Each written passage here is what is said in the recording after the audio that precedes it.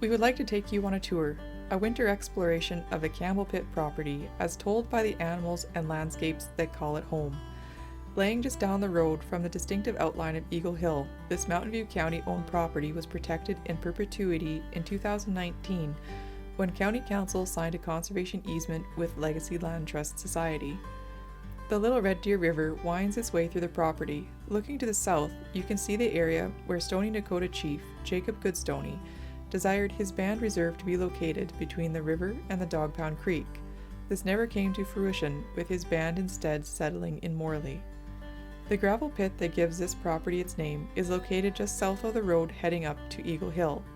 Ancient glaciers and waterways deposited gravel here millennia ago, and small pockets still remain along the river bank. The pit was fully reclaimed in the early 2000s after decades of operation. Now, it is an open pasture that offers grazing for cattle in the summer and wildlife in the winter. It is ringed by boreal forest on the south and aspen parkland to the north. There are established game trails cutting across the upland pasture, leading to trails that meander down to the river, the oxbow, and the wetlands. An off-site watering system was installed and riparian fencing completed in 2010. One of the goals of this reclamation was to ensure that the property could remain an important asset to the agricultural community while also protecting fragile wetland and river habitat. Wildlife corridors are becoming increasingly fragmented, meaning that each property, like the Campbell Pit, is vital to the preservation of our ecosystem.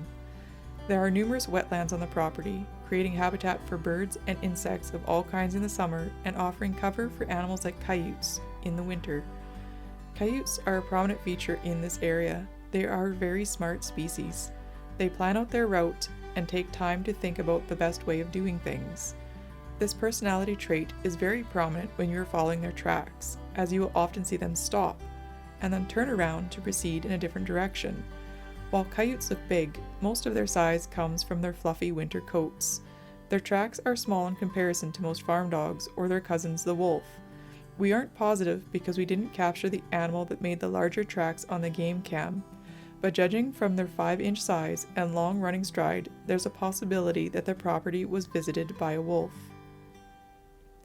White-tailed deer, like the one showcasing the white tail that gives her species their name, have left their tracks and rub marks all over the forest.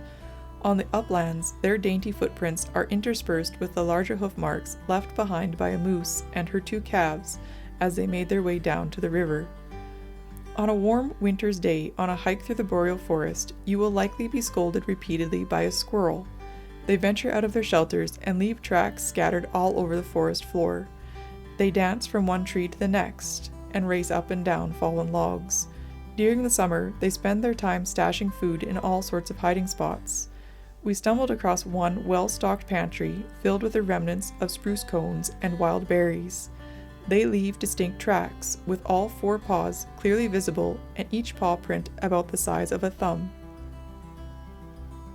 We also came across American pine marten tracks. Their tracks are different from squirrels, not only because the day that we found them it was 20 below and the squirrels were asleep, but because their back feet land where their front feet were, leaving behind only 2 tracks.